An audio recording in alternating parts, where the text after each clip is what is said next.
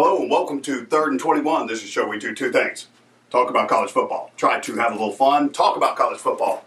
Try to have a little fun. As you can see, we are almost on vacation, but we're not on vacation quite yet because we are going to release the final KPI top 12 of the 2018 season and talk about your national champion, Clemson Tigers. I did take Clemson in the Put Your Money Where Your Mouth Is segment.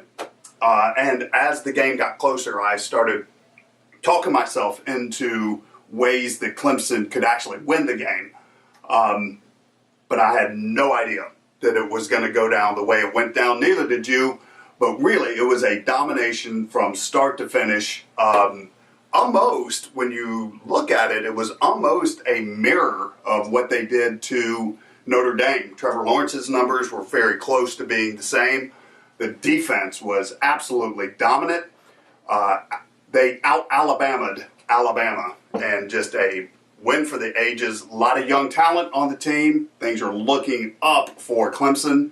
I would say this, slow your roll on giving Clemson the next 3 national championships, and conversely saying, hey, Alabama, that dynasty's over, because guess what? There's still a ton of talent at Tuscaloosa, and Nick Saban has not forgotten how to coach. I'll tell you this, if you saw Tua on the sidelines after the game, I think you're going to see a team go all summer long and be absolutely focused and driven, but that's next year. We'll get to that next year. Hey, let's go to the 30,000-foot landscape of college football, something we call hashtag thumbs up, thumbs down. Thumbs down. Okay, the halftime show. The Imagination Dragons, I like this Thunder song. They had some other guy looking like Ronald McDonald dancing around. I was trying to understand what he was saying, and it hit me. Smalley, they're not trying to entertain you. So I went and got a sandwich and got ready for the second quarter. Thumbs up. Thumbs up. Dabo Swinney is absolutely a guy who you cannot help but like. You can go back and YouTube some of his Bring Your Own Guts when they broke Auburn's win streak in Death Valley, South Carolina, baby.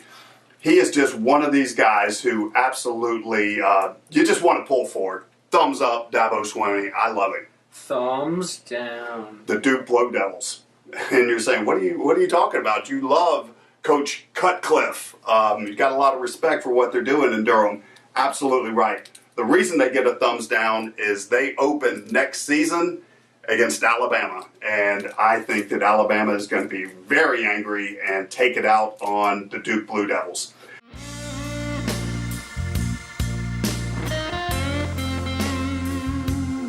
Welcome to 3rd and 21, a show where we talk about college football and try to have a little fun. Where we talk about college football and try to have a little fun. Now back to you, Kemper. All right, welcome back. And thank you, Jenny, for the voiceover. It's been fun all year long. Tell you what, let's jump straight into the KPI Top 12. The final KPI Top 12 of the season. And coming in at number 12 is UCF. A lot of people thought I was negative on UCF. That's not the case. I was negative on their schedule, but the team played tough, hung with LSU, even though LSU was down almost 8 players on their defense. But UCF has good players, quality team, and listen, the top 12 ranking in the KPI top 12 is always something to be proud of. Next up, okay, I've got to tell you this. I overrode the computers. The KPI is composed of a number of computers, very complex situation, but I overrode the computers and put Army at number 11. Listen, the Army team took Oklahoma to overtime in Norman, beat their arch rival, made Houston look absolutely silly in their bowl game, scored 70 points. Nobody wants to play Army. Coming in at number 10, a team that was just a lot of fun to watch, Washington State, Gardner Minshew, just the whole team was a ton of fun to watch. Hope you got to see some of it. Pac-12, it starts late, but they were a fun team to watch and a quality team with the top 10 finish.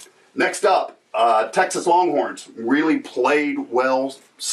Tom Herman is going to be an arch villain if he gets Texas to where it looks like they're going. He's a guy who is grindy and does not care what you think about him. He's in it for his players, and looks like Texas is becoming physical and somewhat of a bully. So, good for Texas, and they played excellent. A lot of people talk about Georgia.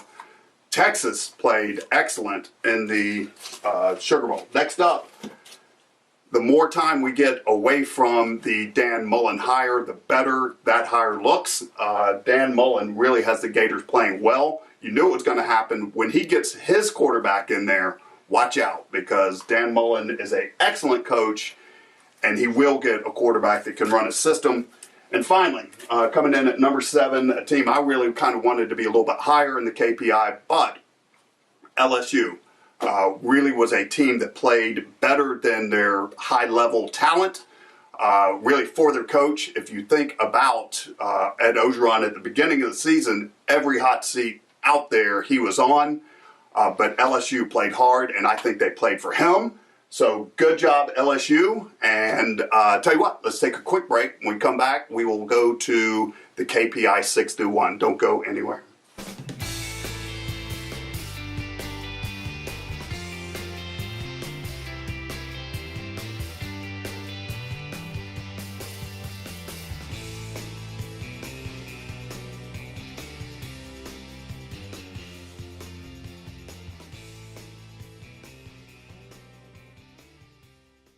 Right, welcome back. Let's jump straight into the KPI top 6 through 1. Coming in at number 6 is the Georgia Bulldogs. A lot of times we spend more time just on how the season finished and not look at the entirety of the work. When you do that, Georgia was an excellent team, disappointing in the Sugar Bowl, but I choose to give props to Texas, who wanted to be there and played like it. Georgia, bright future with a lot of really good players coming back. Next up, Notre Dame comes in at number 5. After the championship game, I started going, hey, Notre Dame's loss looks less bad. Okay, they certainly didn't play well, but it looks like Clemson had a lot to do with that there. Notre Dame, excellent season, 12-1. That's always a good year. Next up, Oklahoma. Kyler Murray was so much fun to watch this year. Offense just all over the place. If Oklahoma could recruit and develop some people who can tackle, no telling where that program would go. Next up is Ohio State. It shows the KPI rewards playing well in bowls. They really went out. If you look at Ohio State's season throughout the entirety, Ohio State was number 2. If you go back into the archives, Ohio State was number 2 for the first 3 or 4 weeks. They kind of hit a lull where it was like they were in quicksand. So, but they came in, played well in the Rose Bowl, sent out Urban Meyer with the win, and again, great athletes still all over the place with Justin Fields moving in up there. Coming in, it almost feels weird putting Alabama in there because from the beginning of the season, they have been number 1 from the beginning.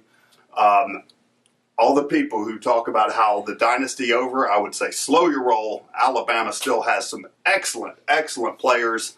Nick Saban probably hasn't forgotten how to coach, but it's all about Clemson, and it's all about Dabo Swinney and young players all over the place with a lot of players coming in behind them. Future is so bright, they're probably wearing blue blockers at Clemson. So, tell you what, let's take a quick break, and when we come back, we'll go to the ever-popular mailbag and put your money where your mouth is. Don't go anywhere. All right, welcome back. Always want to say thank you to Maxie Homes, MaxieHomesGA.com. Link is in the description below, but a longtime sponsor and friend, Butch Maxie. So let's go straight to his favorite segment. That's the Put Your Money Where Your Mouth Is. I pick games against the spread. We keep track all season long.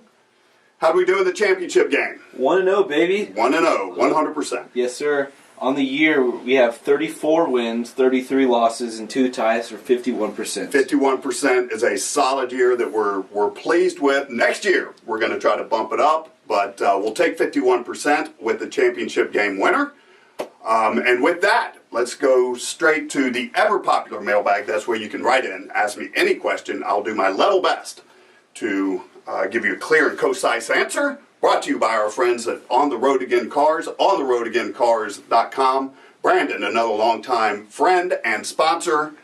Thank you, Brandon. Link is in the description below. First question. Ryan from Tucker, Georgia asks, what's your opinion on Justin Fields' transfer? Wow, excellent question. Complicated question, because my default position is always freedom. But there has to be some type of mechanisms in place where you don't have just mass transfers each and every year. My suggestion would be, if I was czar of college football, you can transfer once in 4 years. Okay, you get one transfer if you want. And, of course, keep the graduate transfer rule in place. Next question. Ross from Tucker, Georgia asks, what was Alabama's biggest problem in the championship game?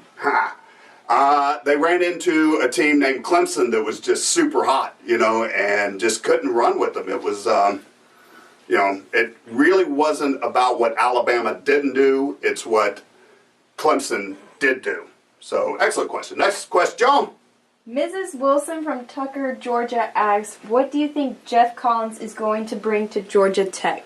I tell you, if I was a Georgia Tech fan, I'd be excited about the hire in general and what he's doing. He's brought in Alabama's offensive line, and I heard today that Alabama's director of recruiting is coming to the flat. So I think he's doing a lot of good things. There should be some excitement coming up. And guess what? First game next year is on the ACC channel. First game, Clemson versus Georgia Tech. So he's got a off season to say, hey, we are playing the national champions next year. See what they can do.